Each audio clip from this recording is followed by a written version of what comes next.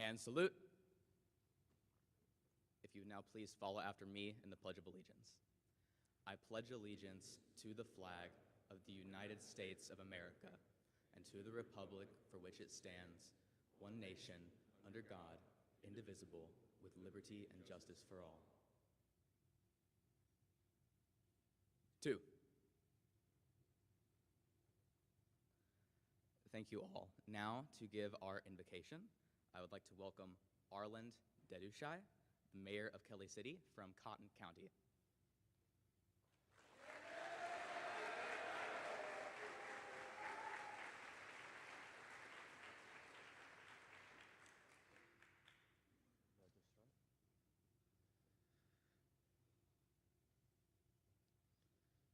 God, I pray for the lost.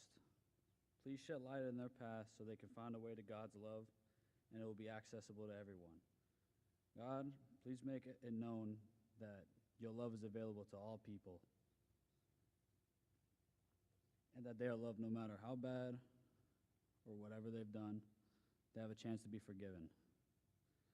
I pray today that you give the skill to everyone to learn how to love selflessly, to forgive themselves and others, so that we can eliminate hate from this world, so that we can work together as a Boys State nation and better in the community.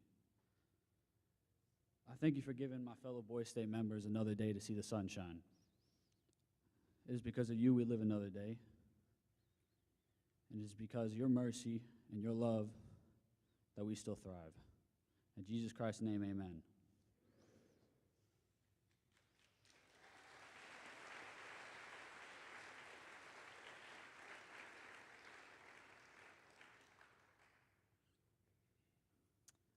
Thank you, Arland. You may all now be seated.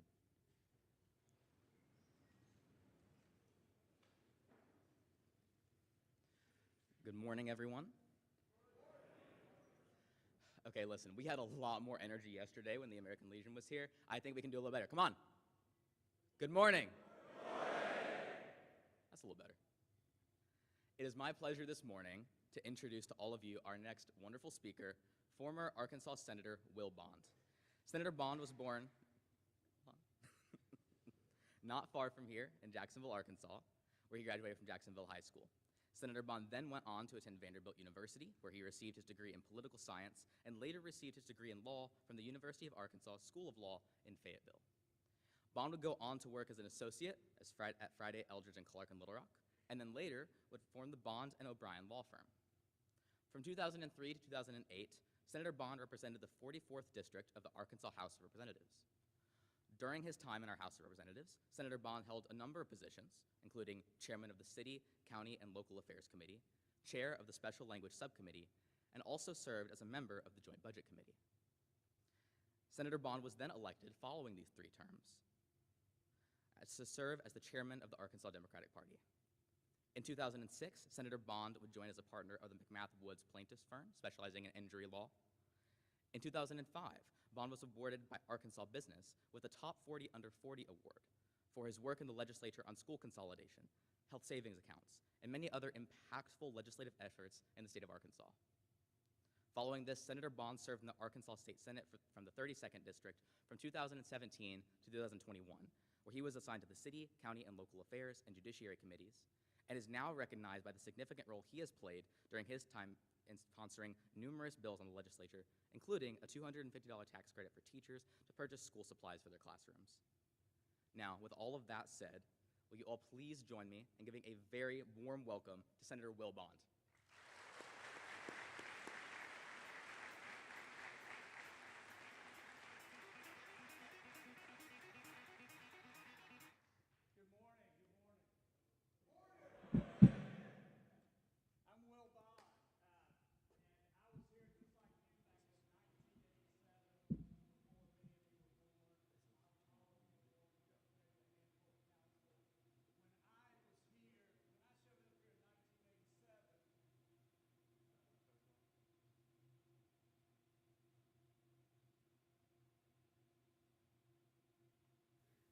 Problem. There we go. I'm pretty loud, so I assume y'all heard some of that. When I was here in 1987, let's see if we can. Here's my picture from Boys State in 1987. I don't know if y'all can see that very well. I was somewhere in the middle there. But when I showed up at Boys State, I was 5'6", 120 pounds.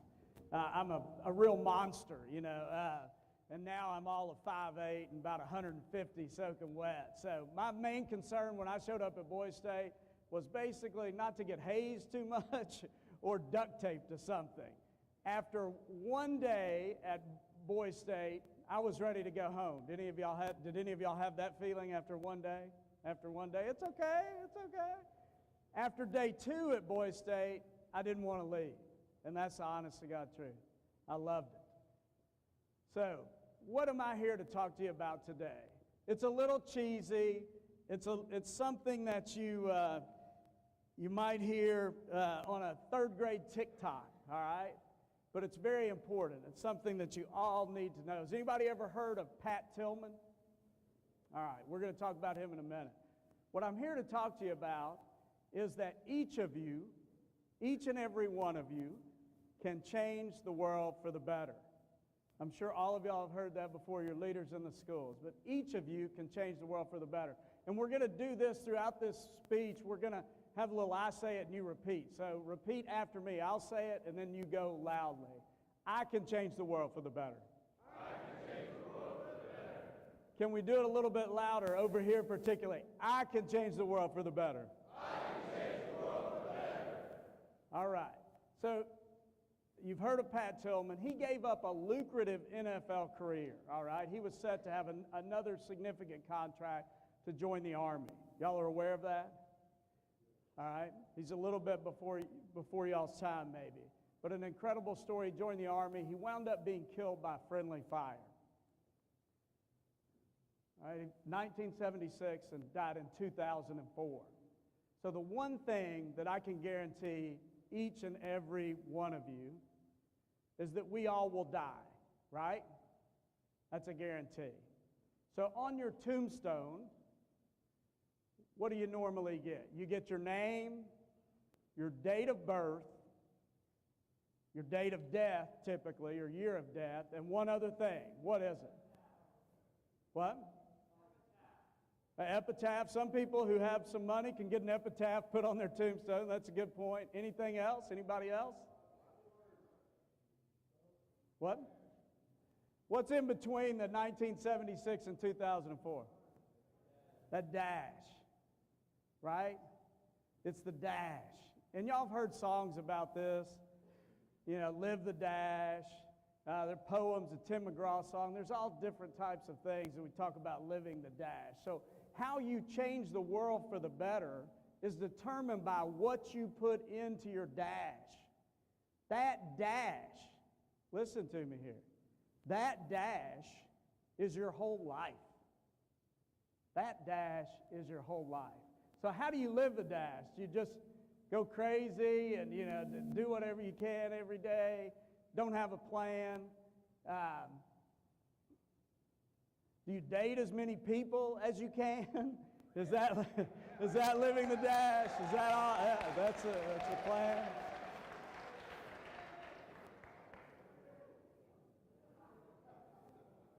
Do you drink, go out drinking every night, getting messed up, acting a fool? Is that how you live a dash? Do you gather up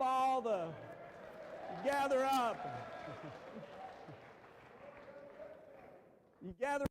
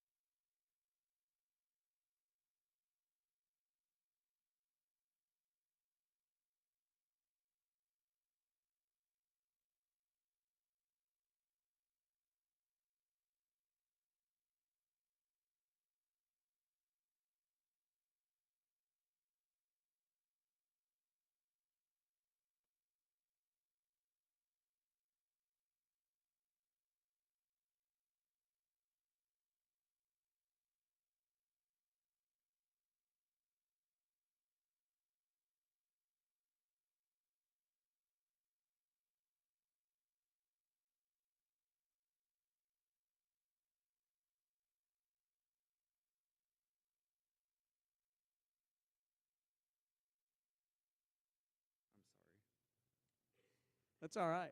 So that's not discipline, right? All right. Does anybody know anybody who went to college, didn't go to class, maybe laid out all the time, and who got asked to go home or who had to go home? Yes. Does anybody else know that person? The more freedom you get, the more discipline you have to have. In college, nobody's going to be there tapping on your shoulder like your parents or setting your alarm or making you breakfast and making sure you get up. So you have to have discipline. All right, John Grisham. Anybody ever heard of John Grisham, author of The Firm, has an Arkansas connection, written a lot of bestsellers, incredibly successful. You know how he started out with his first novel? He got up every morning and was ready to write by 5 a.m. every morning. And he tried to write one page, at least one page a day. You know, that takes incredible discipline to do that. Jackie Robinson and Branch Rickey. Have y'all heard of them? Yes? All right. Branch Rickey, one of the men most responsible for bringing Jackie Robinson in and integrating baseball, for bringing him in, used to give a speech at spring training every year. And they would bring in about 150 people to spring training back then. And he would tell them, he goes, look, if one of you 150 is 1 minute late to a meeting of all these people, that means we've wasted 1 minute of 149 people's time, almost 2.5 hours. Now think about that. Discipline. Also think, what did it take for Jackie Robinson to ignore the slings and arrows, the racial slurs, the insults, to successfully integrate baseball? How did he do that? It takes incredible, almost unbelievable self-discipline. Unbelievable self-discipline. And think what he did for each of you, all of us, and our nation. Incredible discipline. Steph Curry. Anybody get on YouTube and watch his dribble drills? Nobody's ever watched Steph Curry on YouTube or his shooting drills? Does those over and over and over and over and over again. Takes an incredible amount of discipline to do that. And it takes discipline to achieve anything. All right. D for discipline. A in dash. A is for ambition. Say it with me. Repeat it. Ambition. We need to be a little bit louder. I feel like I don't want to lose any of y'all this morning. So ambition. Ambition has kind of become a dirty word a little bit. Y'all feel that way? You have a friend, say Jimmy.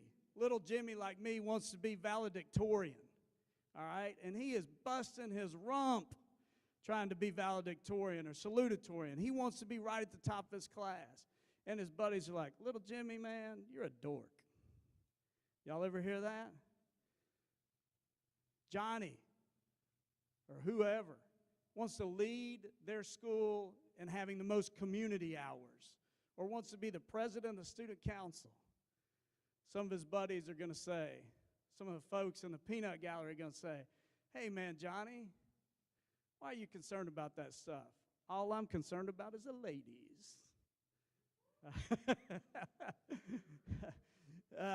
They're going to give you a hard time about being ambitious and setting goals. But discipline without ambition, listen to this, discipline without ambition leads to nothing great. You have to have discipline. Being cool, if that's your ambition, leads to nothing great. You have to have ambitions beyond that, all right? All right. Ben Franklin, y'all have heard of him, one of the most famous, maybe the first famous American, world-famous American before George Washington. When he was writing, he was taking a voyage back from London, where he had learned the printing business or studied more in the printing business, back to the United States. Took about 11 weeks. It wasn't even the United States then, by the way. And he came up with personal goals, a plan of conduct. Now, why is it important? Why is this my first slide on this? Because as you sit here today, who knows exactly what they want to be in life? Some of you do. I did not. I did not know exactly what I wanted to be. But you can go ahead and set goals, come up with a plan of conduct. One of his was be honest in all things. Be honest.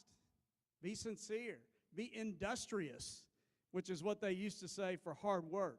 Whatever you're doing, do it the best you can. So if you're working at Sonic, be the best employee that you can.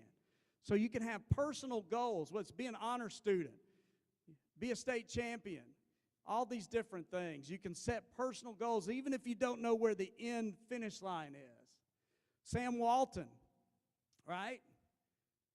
The largest, the greatest retailer in the United States of America. He had ambition. He didn't want to just own one store or two stores or three stores. He wanted to create a retail giant. And maybe he didn't start with that ambition, but that ambition led him to greatness. Jeff Bezos, overtaking Walmart, right? Ambition. Michael Jordan, not only a basketball player, but a business person. Ambition. Goal setting. Tyler Perry, a billionaire. Ambition. And Charles Robinson, who's the interim chancellor at the University of Arkansas.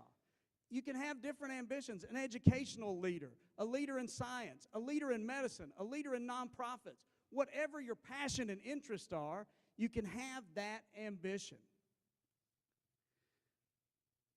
We want you to dream as big as you can possibly dream, all right? But you do have to have a slight bit of reality tied to that, just a slight bit. If you're 6'8" and you run a 5'6" 40, if you're 6'8" and run a 5'6" 40, you're not going to be an NFL tailback, right?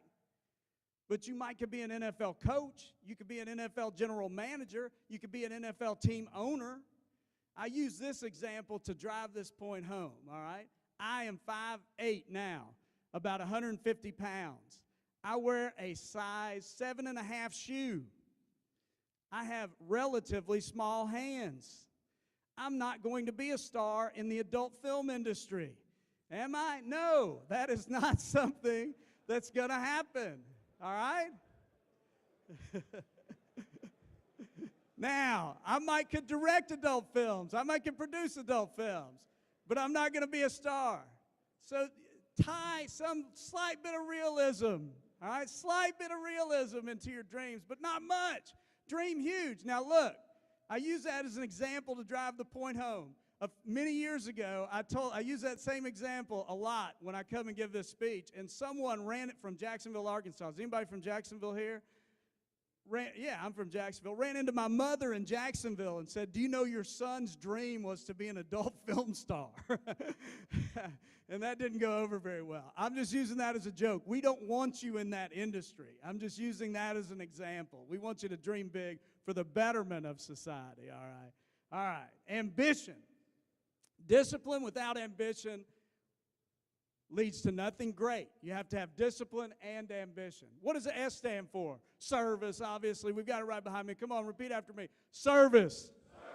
A little louder. Service. Service. All right, all right. Discipline and ambition will lead you to great achievements. Discipline and ambition will lead you to great achievements. But if you don't serve your community, state, nation, and world, you will be unfulfilled. If you don't serve your community, state, nation, and world, you will be unfulfilled. All of you have different starting points, right? Some people's dads, moms, or doctors, or titans of business, or own 10,000 acres of farmland. Others start below that. In the United States of America, it's not about starting points. It's about where you finish. You can get hung up on what you don't have or what other people start before you. But just by being born here,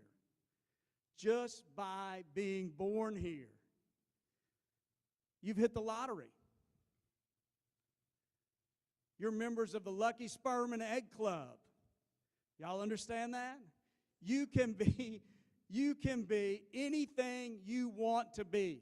And that is still true today. It may be a little harder than it was 50 years ago, but it is still true today. And for that honor of being born here, you have obligations. To whom much is given, much is expected. Do you realize there's almost 1 billion people in the world who don't have a clean water source, clean drinking water? Almost 1 billion. Did anybody know that? Anybody in this room worry about when they turn their faucet on? Maybe some of you do, but very few, I bet, worry about whether you're going to have clean drinking water. We're lucky. We're very lucky. So what's the number one obligation for being born here? Is to vote. Who knows people in your family, friends, extended family who just don't vote? I do. All right? We just had 25% turnout. 25% of registered voters voted, and people were applauding. Hey, that's pretty good, 25. Hey, 25. Because last time it was 20. Think how bad that is. I mean, I don't mind applauding some incremental advancement, but y'all can do better than 25%. So the number one thing, you got to vote. And you got to make sure you register when you're able to and turn 18, and make sure your friends and family vote. You can encourage them. You can do it. Help us out. You got to vote. Then, of course, does serving mean you have to join the military? No. Do we need some of you to? Yes. Army, Navy, police officers. We need all those. It's wonderful. Boys State volunteers, they're serving. Our counselors and staff, let's give them a big round of applause right now. Come on.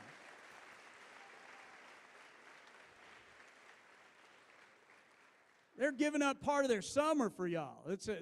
I'm amazed at how they put this program together every year. Mental health professionals, doctors, nurses, lawyers. And then you see at the bottom, teachers, teachers, teachers, teachers, teachers, teachers. Teachers are the most important public servant in our society. That's my opinion. You know why? There's no soldiers, there's no police officers, there's no doctors, there's no lawyers, there's no preachers without teachers. And we need to start lifting teachers up to the status that they should be in our community. And we need a bunch of y'all to replace a great generation of teachers who are going to be retiring soon. Teachers are the most important public servant in our society. All right, you can volunteer at the Boys and Girls Club. You can do all types of things. You have to serve to make yourself fulfilled, and it is your obligation to serve. It can't just be about the money. It can't just be about the money. I've talked to young people, I say, well, it can't just be about the money. They say, yeah, but if I make enough money, then I can give it away and make a big difference. But you've got to serve all the way along. It's okay to be ambitious and want to be successful and to make money. That's great. We need many of you to do that and to give back. But give back all the way. Don't wait until you get to some point out here in the future. Serve the whole time, your whole life. Be fulfilled your whole life. All right, and the last letter of Dash is honor. Say it with me, and let's get a little louder on this one if we can. Honor. Honor. I love it. Louder. Honor. Honor. If you live your life with discipline, ambition, and you serve, you will lessen your accomplishments, diminish them, if you do not live with honor. Do you hear that? If you have discipline, you have ambition, and you serve, you will have great achievements, you will be successful, you'll be fulfilled, but if you do not live with honor, you will diminish or lessen your achievements. You say, what does that mean? Who believes they know a definition for honor? Who wants to tell me what honor means, living with honor means? Anybody? Anybody? Here we got somebody. I'm going to run up here like Oprah. Here we go. It means living with a specific code of morals and beliefs. I like it. Anybody else? Anybody else? Nobody else wants to tack on to that? No? Everybody sleepy, tired? I know, down here. All right, here we go. One more over here. We'll get my exercise in this morning. All right, here we go. Being able to live and turn back and say, I'm proud of it. I'm just proud I got to do the thing by myself. That is right. Both those are right. I always say, live with integrity. It's doing the right thing when nobody's looking. Doing the right thing when nobody's looking. Live with honor. We're all going to make mistakes. We're all going to have failures, and it's okay to have failures. We're talking about ambition. You're not going to achieve every goal. It's okay to have failures. It's okay. You're going to have lapses. We're all human. The idea is to limit those, to have a code, to look back and be satisfied with what you did. Satisfy yourself that you did the right thing, because you know. Other people might know, but you know. So it's okay. You're going to have some slip-ups. We strive to live with honor. Do we know people maybe who have had slip-ups? Who's that? Does anybody know? Lance Armstrong, right? Has his issue with doping hurt his career, lessened his accomplishments? Is that yes? All right. Maybe one that you recognize a little bit easier, right? Bobby Petrino. Has his slip-up lessened his accomplishments? Yeah. And cost him a lot of money. All right. Think of some people that we believe lived honorably. Anybody who thinks they know someone in your life, whether it's a teacher, parent, coach, who's lived honorably? Anybody want to tell me? My mom has lived with honor. Anybody else? Yep, back there. Just stand up and yell it.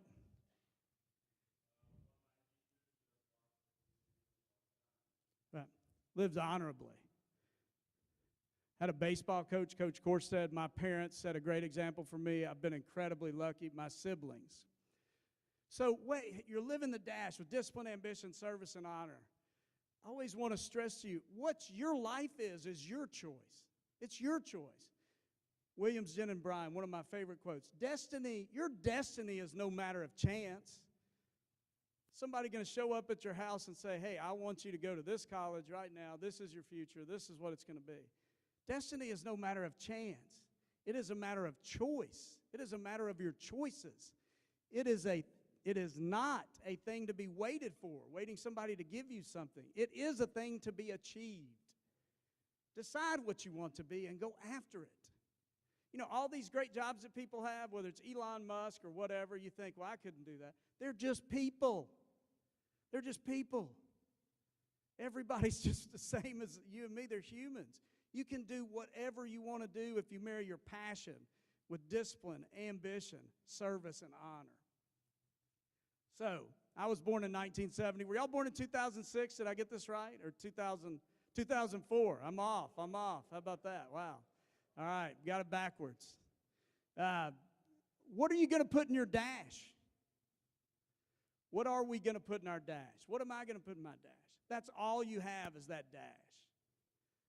So what are you going to put in your dash? I was here in these seats, the same seats y'all are in. All right, y'all saw my picture. You'll be told 1,000 times over this week, maybe more, that you're the future leaders, that our future depends on you. You probably already heard it several times, haven't you? Right. But I trust in you. I know that if you live your life with discipline, ambition, service, and honor, that you will change the world. I know you're going to make Arkansas and your cities, our state, our nation, and the world better. I trust in you.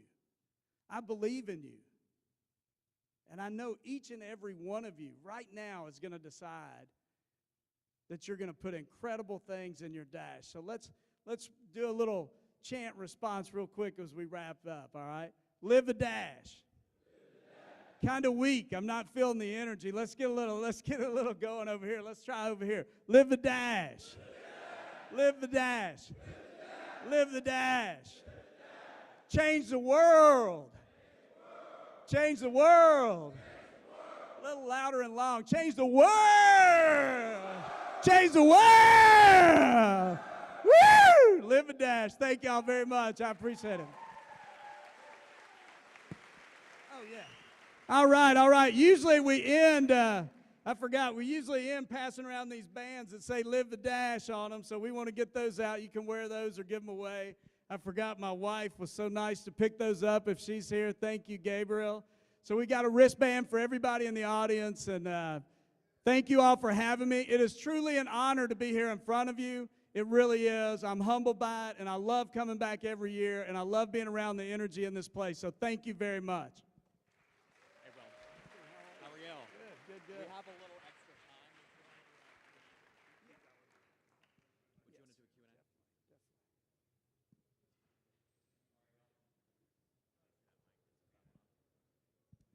Q&A? All right, y'all. Will has graciously agreed to do a little Q&A with us. So Will, I'm sure you heard his bio. Very impressive history, very impressive career. I've known him for about 10 years now. So If anyone has a question, we're going to do the same procedure. Come on down, we'll hand you a microphone, and you'll get to chit-chat with Will a little bit. Yeah, come on down.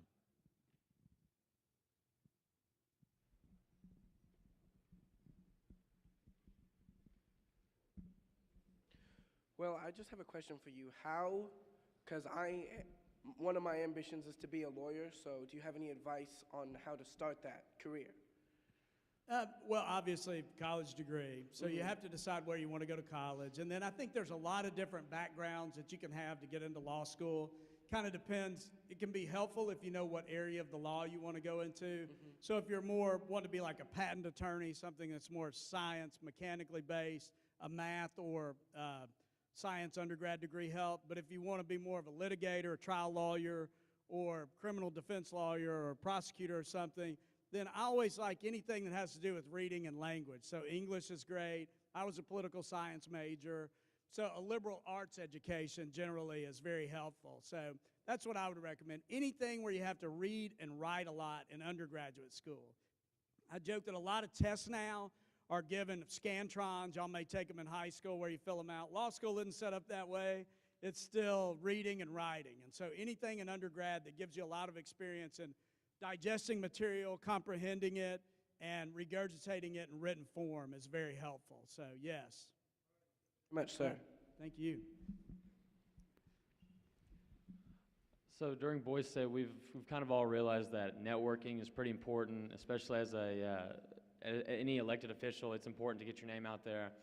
What would you say? How would you get your name out there? Like, I mean, you can only go so much as going and introducing yourself, you know, being that guy. But how can you go above and beyond? And I'm going to answer that in two parts. One, let me say this. I said failure is no big deal. I lost every election at Boys State, I think, like everything. So apparently I wasn't the best networker here. But I think there are two paths, really. You know, you can still, to get elected to the State House, State Senate, particularly school board, city council, mayor, just by immersing yourself in your community. So you go to school, you go back to wherever you're going to live, and you start volunteering. You know, you go to school events. Either you're on the PTA, if it's not that, you volunteer at the Boys and Girls Club, and you build your network with like-minded people. And then after a period of time, you use those people, they help you get elected because they know that's your goal. So I returned to Jacksonville after a couple of years practicing law in Little Rock, and I was in the Kiwanis Club. I was in the Rotary Club.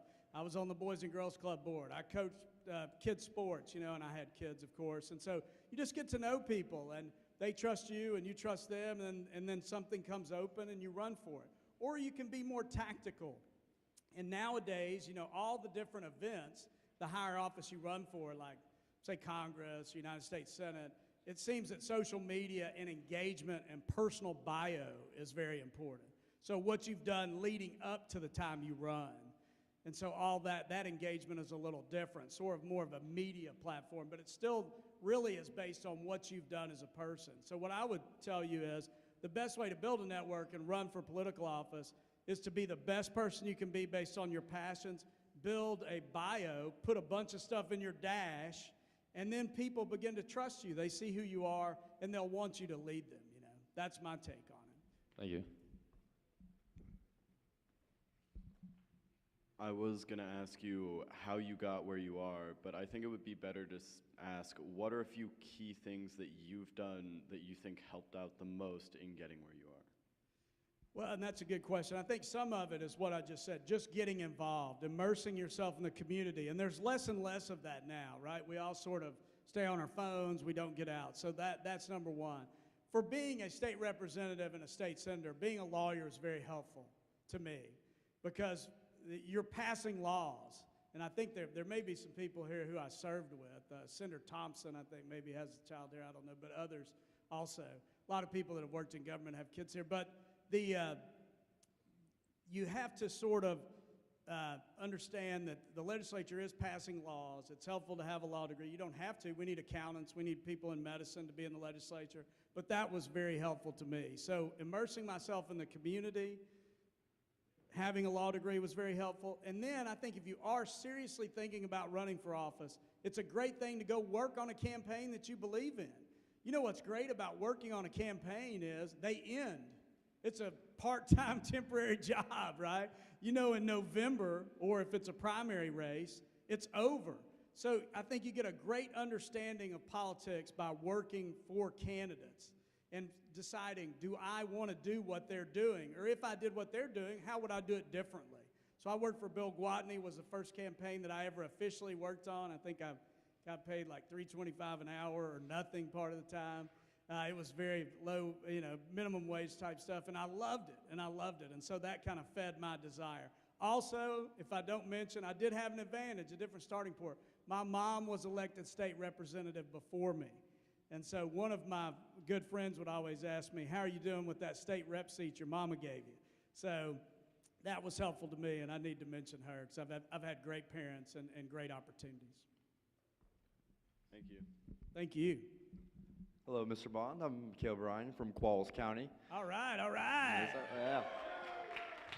All right. And I was just wondering, as a lawyer, what is your definition of justice? Oh, that's a good question. So I think it's achieving the right result, a fair result, for everyone to have an equal opportunity under the law. And I think, sometimes, I don't know about y'all's generation, people doubt the justice system to some extent. But I think it's important to understand that most of the time, it works very well. Not all the time. We need y'all to improve it. We need y'all to make sure that everyone gets treated equally. But most of the time, it works well, particularly in jury trials. And you'll hear people talking about limiting or restricting jury trials. I think jury trials are very important to protecting all your rights. So that's my take. Fair, equal shot to all involved. And a follow-up question. Sure. What areas of the justice system do you think have the most errors or faults when it comes to true justice?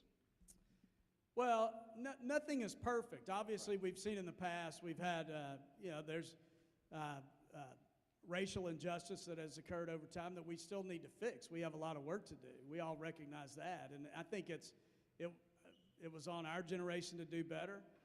We should have done a lot better. I think we did some better, and it's on y'all's generation to fix it once and for all, to have totally equal treatment. Thank you. Hey, I'm Jackson Grisham from Qualls County. Yes.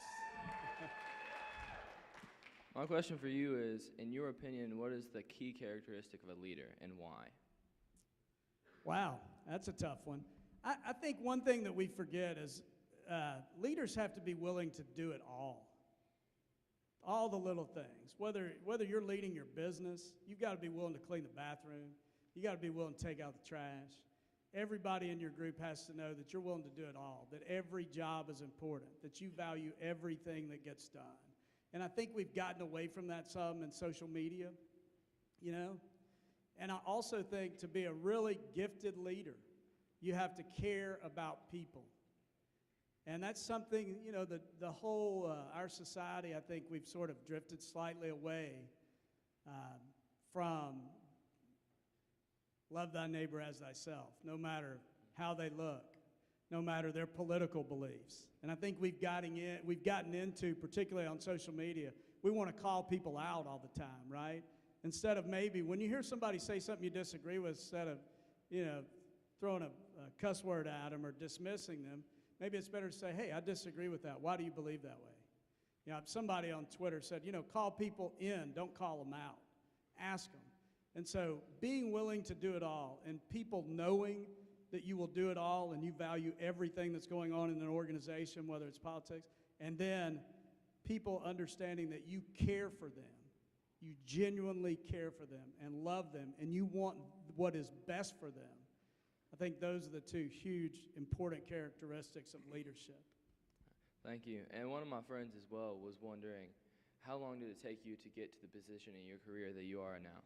Well, some people would say my career is going the wrong way. I'm 52 years old, so yeah, it's been a long journey. But like I said, I have had a great parents, great opportunities, but I started out in the state house, took some time off, then moved to the state senate, and then, now out of politics, just practicing law. Thank you, sir. Thank you. My name is Keithan Smith, and I'm from Brooks County. Yay! And I was just curious as to what made you want to run for Senate. What made me want to run for the state senate?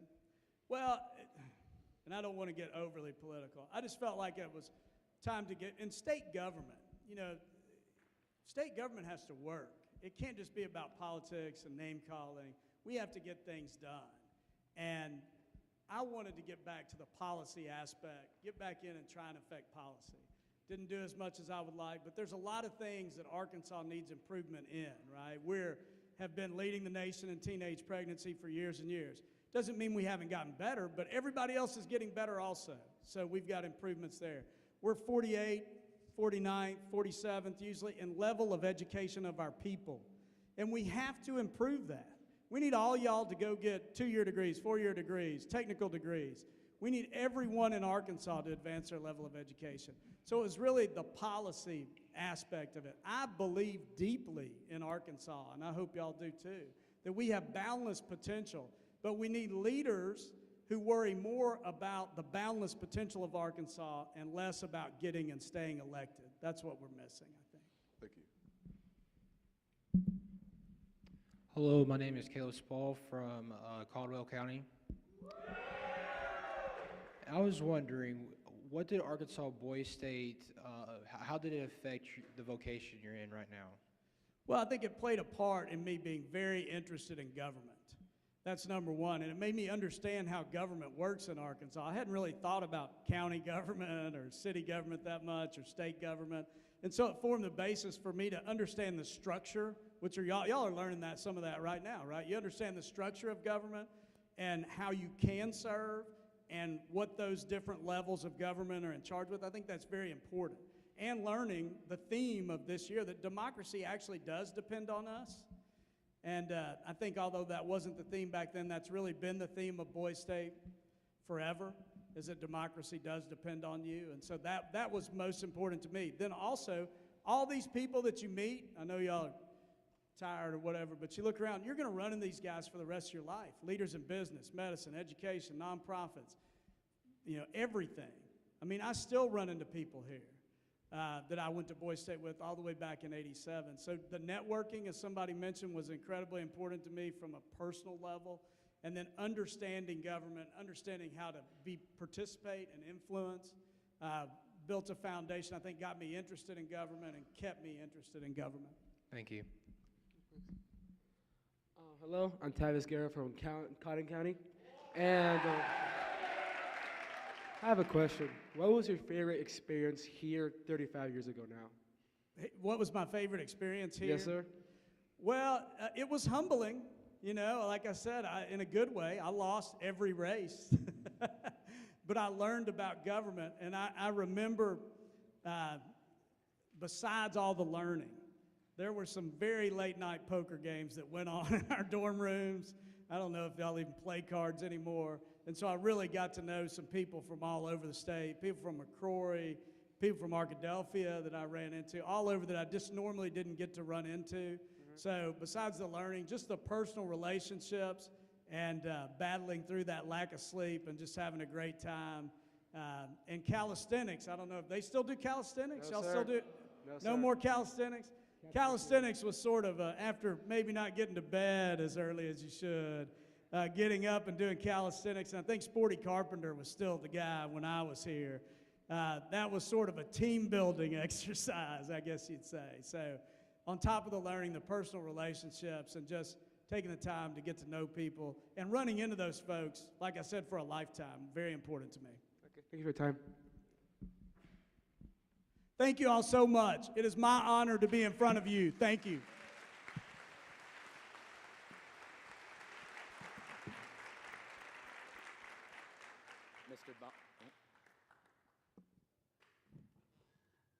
Mr. Wilbon, very quickly before you leave, on behalf of Arkansas Boys State 2022, we would like to give you this as a token of our appreciation, just a goodie bag with some things for you. Thank you very much. Thank you. Thank you. Good luck at Harvard. Thank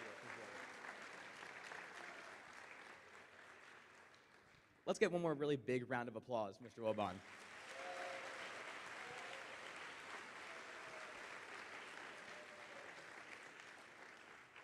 Okay, thank you everyone for your attention thus far. I'm now going to ask DK Wilson to the stage to very briefly give you some announcements before you'll be dismissed.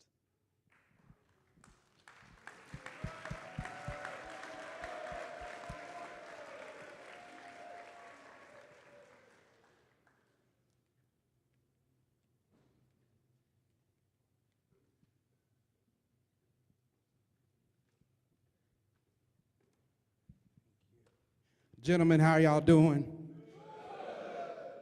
So we have a couple of announcements. So talent show tryouts will be today during recreation. So if you open up your Boys State handbooks, you will see what time recreation is. If you want to participate in the talent show, again, we will have tryouts during that time. Also, party platform delegates will meet today during lunch at 12:30, okay? Party platform delegates will meet today during lunch at 12:30. So I will be at both. I can't wait to see you all. Let's have a great day. Thank you.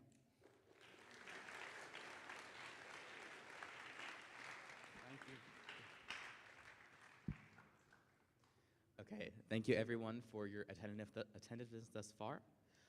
We will now dismiss you to your county councilors, and good luck to everyone with your elections and conventions.